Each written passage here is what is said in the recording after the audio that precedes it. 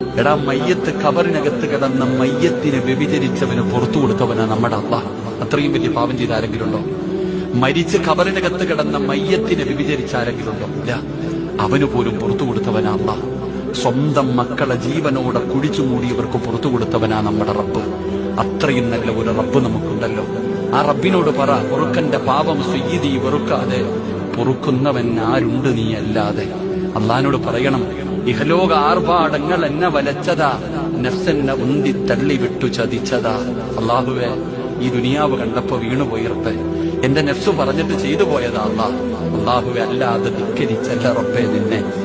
അല്ലാ, നീ കണ്ടാൽ ഒരു ചുക്കും എനിക്കില്ല എന്ന് പറഞ്ഞിട്ട് ചെയ്തതല്ല അള്ളാഹ്, പറ്റിപ്പോയി റബ്ബേ.